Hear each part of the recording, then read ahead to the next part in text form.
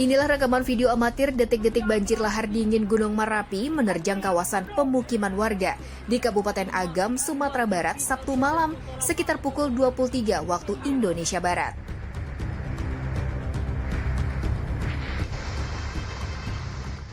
Terjangan banjir dari Gunung Merapi menerjang rumah warga.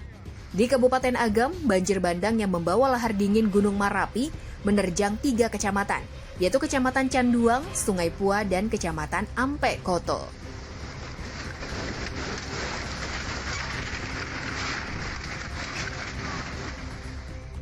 Menurut tim BPBD, hingga Minggu siang warga meninggal dunia akibat banjir bandang yang melanda Kabupaten Agam, Sumatera Barat, setidaknya 16 orang. Hingga saat ini, tim SAR dan BPBD masih terus melakukan pencarian dan pendataan di lokasi.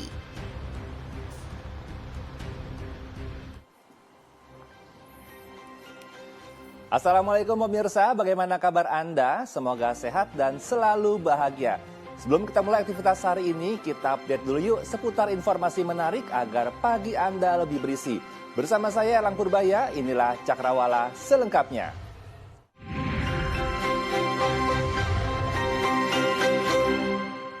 Jenazah guru korban kecelakaan bus di Subang, Jawa Barat tiba di kediamannya di Parung Bingung, Depok, Jawa Barat.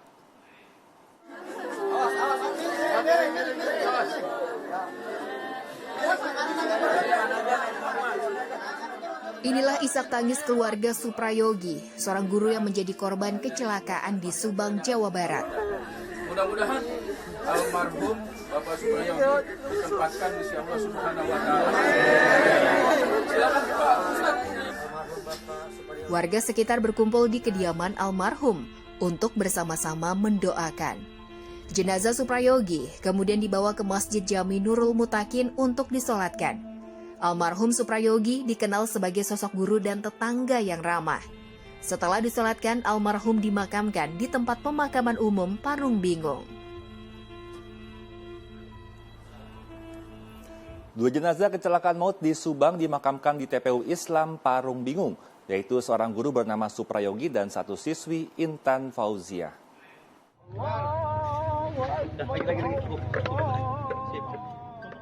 Pemakaman dipenuhi isak tangis para pelayat yang datang. Proses pemakaman pun bergantian, lantaran 6 liang lahat berada di satu area yang bersampingan.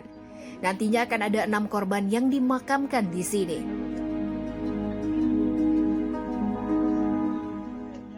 Menurut siswa yang selamat, Okta, mengatakan Suprayogi adalah guru yang sangat baik, suka bercanda dan tidak pernah marah. Ia juga mengatakan saat itu ikut dalam rombongan bus yang selamat.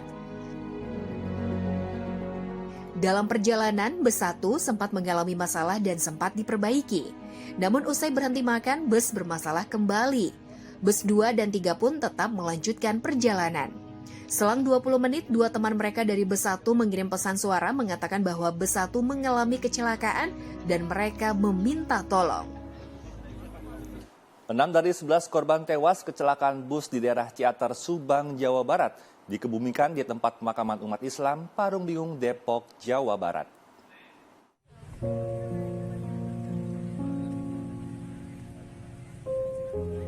Ratusan orang mengantarkan para pelajar SMK Intan Rahmawati, Intan Fauziah, Mahesha Putra, Robiantul Adawiyah, Dimas Aditya, dan guru bernama Suprayogi ke peristirahatan terakhir. Ke-6 jenazah dimakamkan berdampingan. Meski dimakamkan berdampingan, namun prosesi pemakaman tak digelar secara serentak. Satu persatu jenazah yang sudah disolatkan diantar ratusan pelayat ke liang lahatnya masing-masing. Para pelayat datang mengiringi jenazah dengan menggunakan sepeda motor, mobil pribadi hingga berjalan kaki. Pemerintah Kota Depok telah menyiapkan beberapa TPU untuk pemakaman para korban. Namun para orang tua memilih agar anak-anak mereka dimakamkan di lokasi yang sama, yaitu TPU Parung Bingung. Sementara hasil olah TKP menunjukkan tidak ada jejak pengereman di jalur yang dilintasi bus saat kecelakaan di Jalan Raya Ciater, Subang, Jawa Barat. Tim melakukan sejumlah metode mulai dari pengukuran, pemeriksaan hingga pengambilan gambar 3 dimensi. Pihak kepolisian juga melakukan penyelidikan mengapa tidak ada bekas rem. Apakah kecelakaan ini murni kelalaian pengemudi? Kelayakan kendaraan baik atau tidak digunakan? Atau memang kondisi jalan yang membuat bus kecelakaan? Jadi kalau kita lihat dari TKP yang ada, ini tidak ada jejak rem dari bis tersebut. Ya. Yang ada itu bekas ban, ya, ban satu bagian. Diduga itu ban kanan, keadaan miring. Itu ada beberapa meter di situ, kemudian sampai titik terakhir di depan sana menabrak tiang listrik. Ini tidak ada jejak rem sama sekali. Sementara pihaknya juga melakukan pemeriksaan kerusakan kendaraan untuk mengetahui kecepatan bus. Akibat kecelakaan ini, 11 orang tewas dan puluhan lainnya alami luka-luka. Pemirsa, kami seluruh tim redaksi Cakrawala Antv turut berduka atas peristiwa yang terjadi. Semoga keluarga yang ditinggalkan diberikan kesabaran. Kita beralih ke informasi lainnya pemirsa. Ratusan jemaah haji kloter 4 mulai memasuki asrama haji Pondok Gede, Jakarta Timur untuk melakukan persiapan terakhir sebelum diberangkatkan ke Tanah Suci. Asrama haji Pondok Gede akan menerima sebanyak 65 kloter atau sekitar 25.000 calon jemaah haji tahun 2024.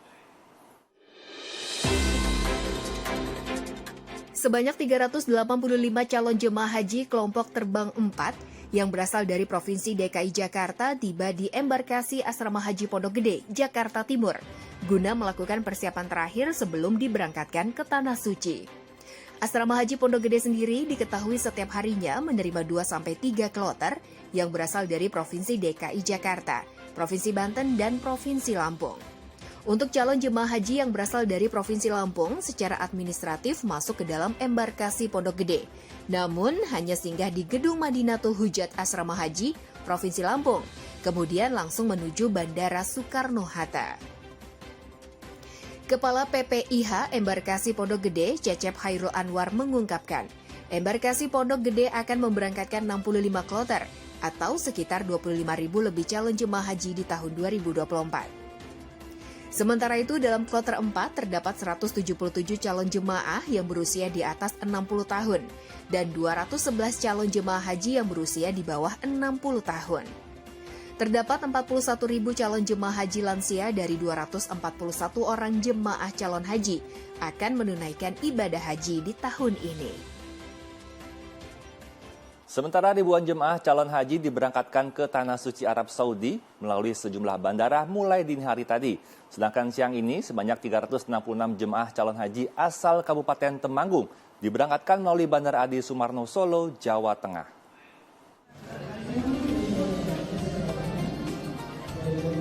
...360 jemaah calon haji asal Kabupaten Temanggung yang tergabung dalam kloter 1 embarkasi Solo diberangkatkan ke Arab Saudi melalui Bandara Adi Sumarmo. Pemeriksaan dan pelepasan calon haji digelar di Gedung Musdalifah Asrama Haji Dono Hudan, Boyolali, Jawa Tengah, dipimpin langsung oleh Wakil Menteri Agama Saiful Rahmat Dasuki. Wamenak juga menegaskan tidak akan ada lagi jemaah calon haji di Tanah Suci tanpa menggunakan visa haji. Pemerintah Arab Saudi mengeluarkan Smart Card. Smart Card ini dibagikan kepada seluruh jamaah haji yang memang resmi menggunakan visa haji. Nah, nanti ini juga pasti akan berpengaruh kepada pelaksanaan puncak haji karena mereka yang tidak punya visa haji dipastikan tidak bisa ada di Tanah Suci pada pelaksanaan ibadah haji tahun ini. Kloter 3 yang berjumlah 371 jemaah calon haji asal Kabupaten Bojonegoro diberangkatkan ke Jeddah, Arab Saudi melalui Bandara Internasional Juanda. Total ada 1.800 calon haji asal Jawa Timur yang terbagi menjadi 5 kloter diberangkatkan melalui bandara ini. 4 kloter dari Kabupaten Bojonegoro dan 1 kloter dari Kabupaten Lamongan.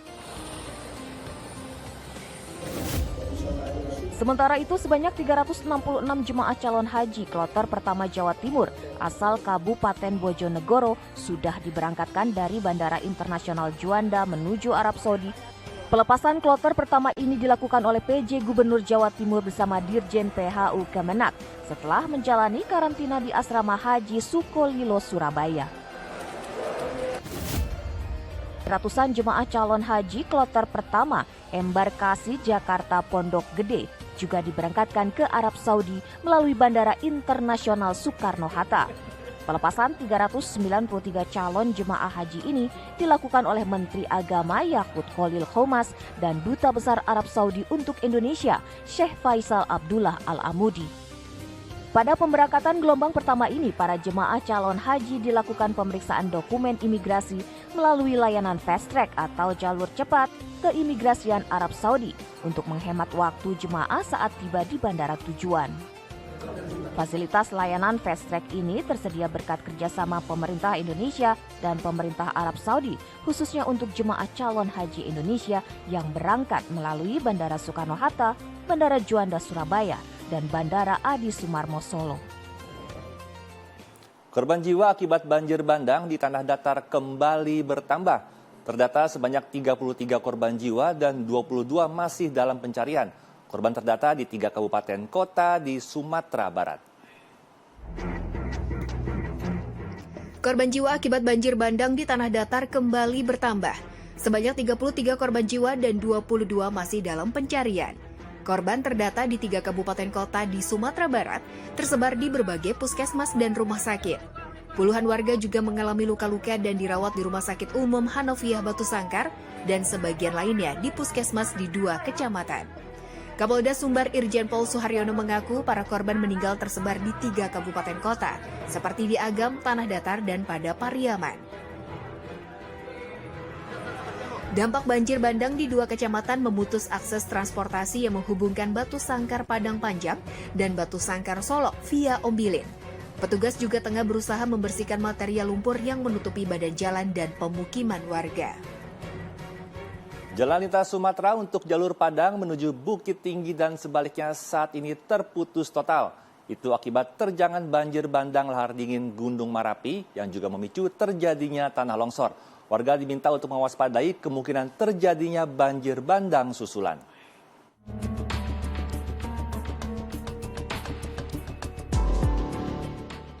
Jalan lintas Sumatera, Padang, Bukit Tinggi di sejumlah titik putus total. Salah satunya di kawasan Silayang Lembah Anai, Kabupaten Tanah Datar. Jalur ini terkena terjangan tanah longsor yang dipicu banjir lahar dingin Gunung Marapi. Saat kejadian, sejumlah kendaraan yang melintas turut terseret arus banjir bandang lahar dingin. Pemerintah kabupaten masih mendata korban dan kerusakan yang ditimbulkan bencana alam ini. Bupati Tanah Datar Eka Putra juga mengimbau warga dan petugas penanggulangan bencana mewaspadai kemungkinan terjadinya banjir bandang susulan.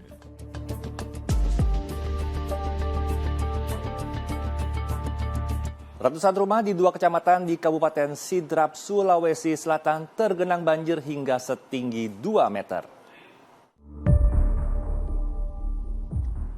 Ini bukan sungai ataupun kali, tapi ini adalah banjir yang terjadi di 2 kecamatan di Kabupaten Sidrap, Sulawesi Selatan.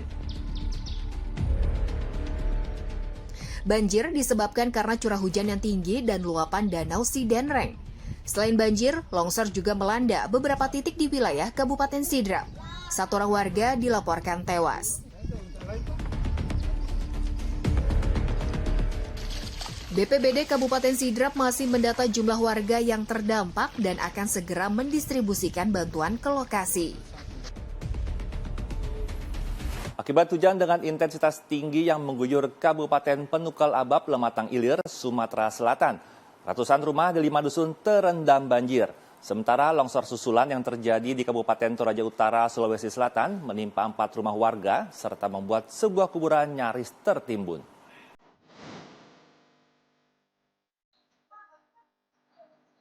Intensitas hujan tinggi dalam sepekan terakhir membuat Sungai Lematang kembali meluap, menyebabkan ratusan rumah di 5 dusun Desa Curug, Kecamatan Tanah Abang, Kabupaten Penukal Abab, Lematang Ilir, Pali, Sumatera Selatan kembali dilanda banjir.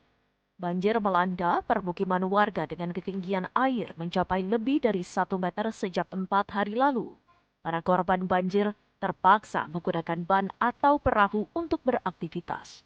Warga mengaku belum mendapatkan bantuan dari pihak terkait. Banjir di kawasan ini kerap terjadi setiap kali diguyur hujan.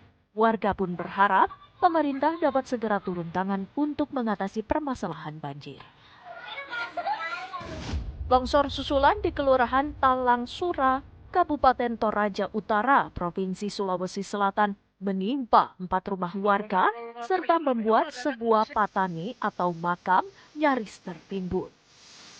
Warga berupaya mengevakuasi 1 peti jenazah yang terancam ambruk akibat tertimpa pohon dan material tanah dari arah perbukitan.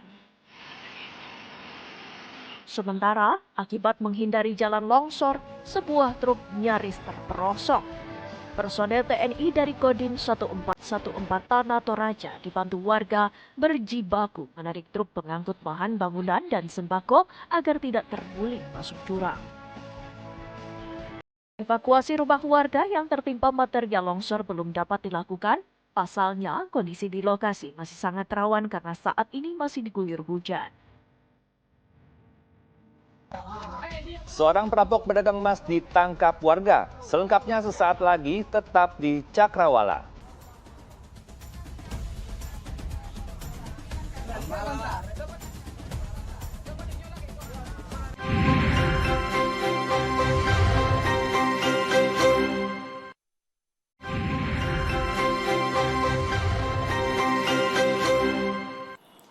Terima kasih Anda masih menyaksikan Cakrawala bersama saya Erlang Purbaya.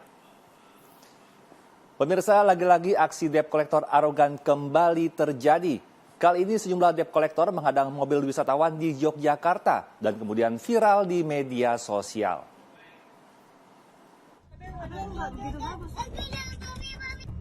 Inilah detik-detik video keributan antara 6 orang penagih hutang dengan seorang pengendara mobil di jalanan kota Yogyakarta yang direkam salah satu orang yang berada di dalam mobil.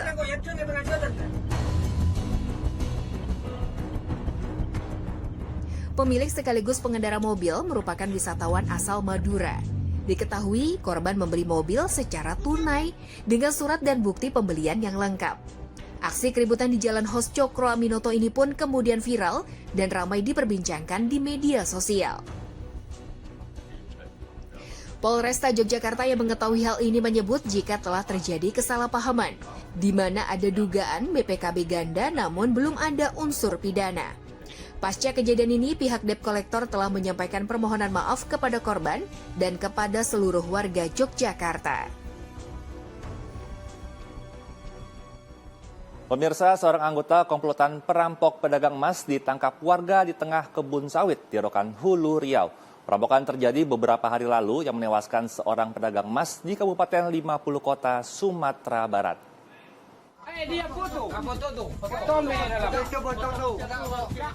Warga menangkap pria berinisial RS di areal kebun sawit Kabupaten Rokan Hulu, Provinsi Riau. Pria tersebut kedapatan sedang sembunyi dalam sebuah pondok di kebun sawit daerah Rokan 4 Hilir. Warga curiga karena orang asing tersebut berbelit-belit saat ditanyai. Apalagi pria tersebut juga didapati membawa tas berisi uang puluhan juta rupiah serta sejumlah perhiasan emas. Dalam kepungan, RS mengaku sedang dalam pelarian. Dirinya adalah seorang anggota komplotan perampok yang beberapa hari sebelumnya membegal dan membunuh pedagang emas di Kabupaten 50 Kota, Sumatera Barat. RS yang merupakan warga Kampar, Provinsi Riau, diduga tersesat dan kelelahan lalu ditinggal oleh rekan-rekan anggota kelompoknya. Di dekat pondok tempat RS bersembunyi, warga juga menemukan sepeda motor yang ia naiki. Warga langsung melapor ke aparat kepolisian. Petugas yang mendapat informasi warga langsung ke lokasi dan mengamankan RS ke Mapolsek Rokan Hulu sebelum dibawa ke Mapolres 50 Kota di Sumatera Barat. Pemeriksaan sementara mengungkap pelaku RS dalam komplotan 5 orang membegal korban yang sudah diincar di daerah Galugua Kapur 9, Kabupaten 50 Kota. pasangan suami istri pedagang emas keliling yang pulang sore hari dibegal dengan sadis. Sang suami, Reno, meninggal dunia di lokasi. Sementara istrinya, Gita, selamat meskipun luka-luka akibat dianiaya. Komplotan begal sadis itu membawa kabur uang tunai 65 juta rupiah dan emas sebanyak 713,76 gram, senilai lebih dari 1 miliar rupiah. Saat ini petugas gabungan masih terus mengejar 4 orang pria anggota komplotan lainnya. One Pride MMA 78 menghadirkan juara baru di kelas strawweight. Charles Ebu sukses merebut sabuk juara dari Rustam Huta-Julu. Berita ini sekaligus menutup perjumpaan kita pagi ini. Saya Elang Purbaya pamit undur diri. Tetap semangat, sampai jumpa dan wassalamualaikum. Ini merupakan malam keberuntungan bagi seorang Charles Ebu. Bagaimana tidak, dirinya sukses menjadi juara baru di kelas straw. Usai berhasil mengandaskan Rustam Huta-Julu, sang pemegang sabuk, dalam partai title fight 78 One Pride MMA King Size New Champion. Meski Rustam bermain cukup agresif sejak awal pertandingan, namun White Komodo yang merupakan julukan Charles berhasil meredam keganasan Rustam. Saling jual beli pukulan menghiasi pertandingan. Bahkan beberapa kali Rustam melancarkan serangan low kick keras. Kembali dalam tekanan Rustam. Di ronde kedua menjadi petaka bagi Rustam. Karena Charles Ebu bertarung lebih berani dan melancarkan pukulan dan tendangan keras. Merasa terpojok, Rustam akhirnya menyerah akibat knee dan pukulan keras Charles ke arah wajah fighter asal tebing tinggi tersebut. Charles White Komodo Ebu! Charles Ebu sukses menjadi juara baru di kelas strawweight. Seperti yang saya janjikan, pasti menarik. Mudah-mudahan semuanya senang menyaksikan apa yang telah dipertontonkan oleh juara kita yang baru. Nanes Black Komodo.